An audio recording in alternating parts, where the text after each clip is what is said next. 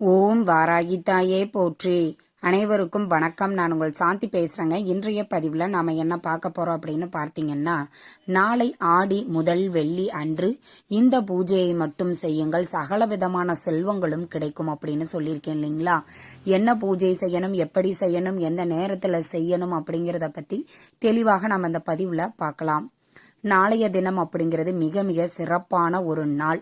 இந்த மாதிரி அபூர்வமான செயற்கையான நாளை நாம தவறாமல் பயன்படுத்தி கொள்ள வேண்டும். நாளைய தினம் ஆடி மாதத்தின் முதல் வெள்ளி. அப்படி வெள்ளிக்கிழமையோடைய நம்மளுக்கு பிரதோஷமும் இணைந்து வருகிறது. ரொம்ப விசேஷமானது. அம்பிகையினுடைய அருளும் 33 தேவர்களினுடைய அருளும் நம்மளுக்கு ஒரு சேர கிடைக்கக்கூடிய ஒரு அற்புதமான நாள்ல நான் சொல்லக்கூடிய இந்த ஒரு பூஜையை மட்டும் செய்யுங்கள். உங்க வீட்டுல சகலவிதமான செல்வங்களும் கிடைக்கும். பொதுவாகவே ஆடி மாதம் அப்படின்னால அம்பிகையை வழிபாடு செய்யக்கூடிய மாதம் அப்படின்னு உங்க எல்லாருக்குமே தெரியும். ஆடி மாதத்தில் வரக்கூடிய ஆடி செவ்வாய்க்கிழமை, ஆடி வெள்ளி, ஆடி ஞாயிறு, இந்த 3 நாட்களுமே நாம விசேஷமாக அம்பாளை வழிபாடு செய்வோம்.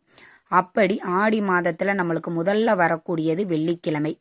இந்த வருடம் பார்த்தீங்கன்னா 5 ஆடி வெள்ளிக்கிழமை வருகிறது. அதனால நம்ம விசேஷமா நிறைய பூஜைகள் நம்ம அம்பிகைக்கு செய்யலாம்.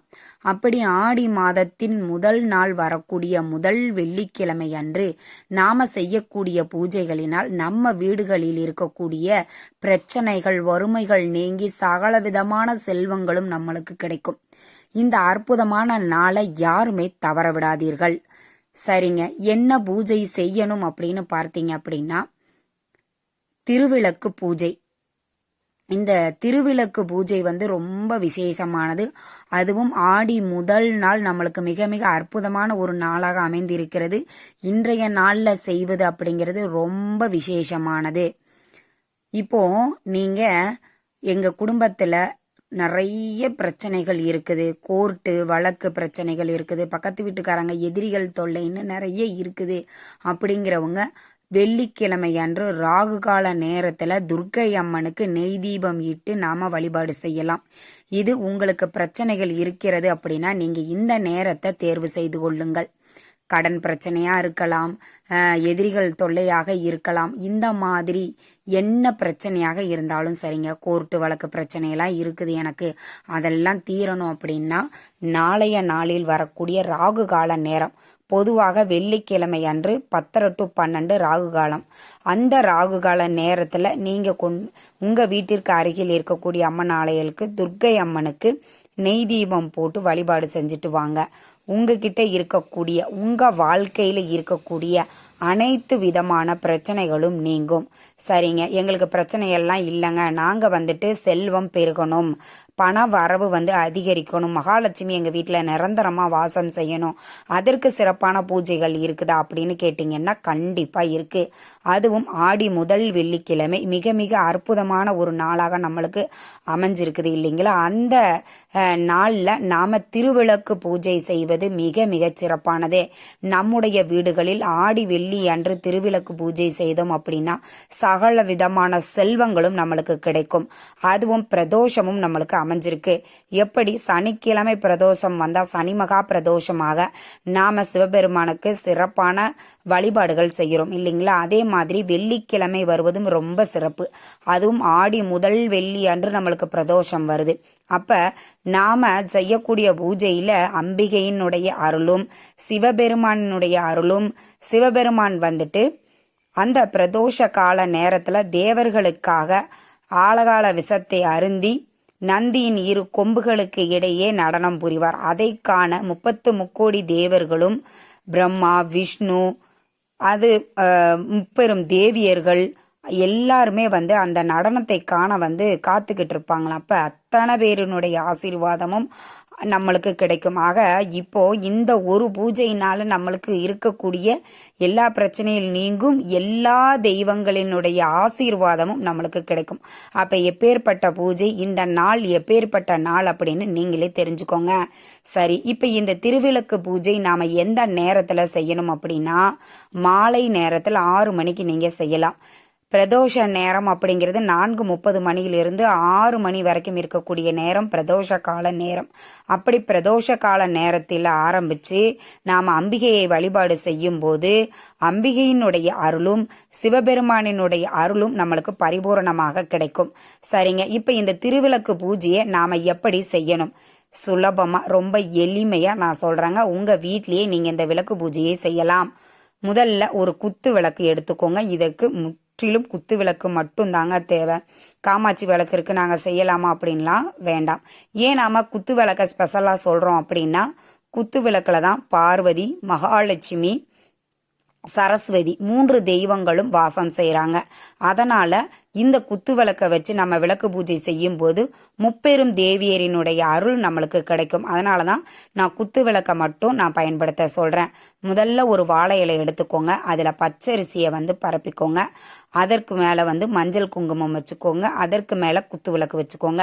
குத்து விளக்குக்கு உங்ககிட்ட என்ன பூக்கள் இருக்குதோ நல்ல வாசனையான பூக்களை நீங்கள் வைக்கணுங்க. மல்லிகைப்பூ, முல்லைப்பூ அந்த மாதிரி பூக்களை நீங்கள் அந்த விளக்குக்கு அலங்காரம் பண்ணிட்டு மஞ்சள் குங்குமம் வச்சுட்டு நீங்கள் ஏதாவது நெய்வேத்தியம், ஒரு சிறப்பான நெய்வேத்தியம், மகாலட்சுமிக்கு பிடித்த நெய்வேத்தியம் அப்படின்னா கற்கண்டு சாதம் ரொம்ப பிடித்தது மகாலட்சுமி தாயாருக்கு.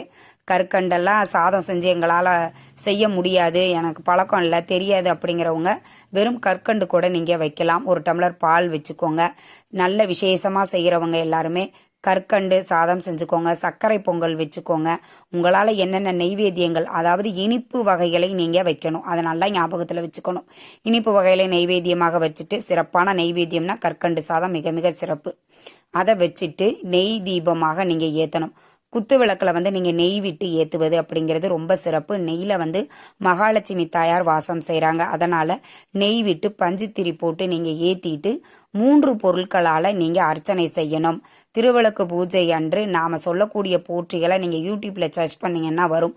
மகாலட்சுமி 108 போற்றிகள் விளக்கு பூஜைக்காக நாம் கொஞ்சம் ஒரு அந்த இதுலேயே நீங்கள் பிரித்து நீங்கள் 3 பொருட்களால் அர்ச்சனை செய்யணும். முதல்ல குங்குமம், இரண்டாவது அர்ச்சதை. பச்சை அரிசியில் நம்ம மஞ்சள் போட்டு அர்ச்சதை ரெடி பண்ணுவோம் இல்லைங்களா, அந்த அர்ச்சதையில் அர்ச்சனை செய்யுங்க.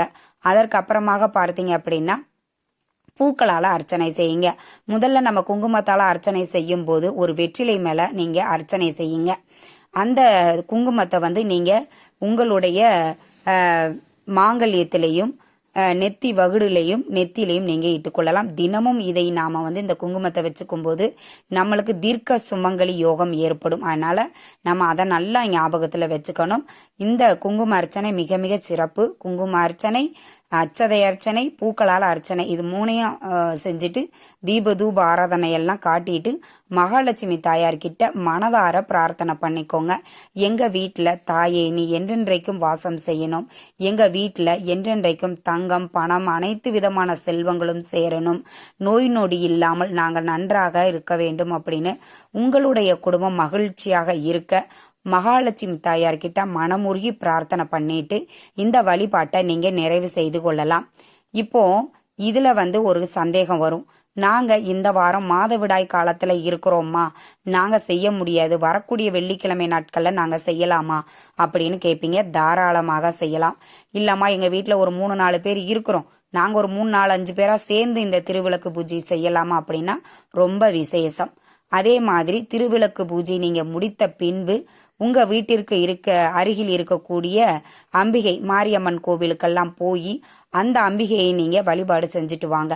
நம்ம வீட்டில் இது மாதிரி மங்களகரமான பூஜைகள் செஞ்சுட்டு கோவில்லையும் போய் வழிபாடு செஞ்சுட்டு வரும்போது அம்பிகையினுடைய அருள் நம்மளுக்கு பரிபூரணமாக கிடைக்கும். அதனால் இதையும் நீங்கள் தவறாமல் நாளைய தினம் ஆடி முதல் வெள்ளி அன்று செய்யுங்கள்.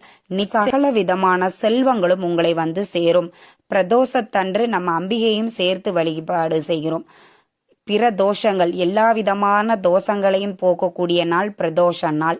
பிரதோஷத்திற்காக தனியாக நீங்கள் விரதம் இருந்து வழிபாடு செய்கிறீங்கன்னாலும் நீங்கள் அந்த பிரதோஷ வழிபாட்டையும் முடித்துட்டு இந்த வழிபாடையும் செஞ்சுட்டு நீங்கள் உணவை நீங்கள் எடுத்துக்கொள்ளலாம். மிக மிக சிறப்பான நாளை தவறாமல் இந்த பூஜையை செய்து பயன்பெறுங்கள்.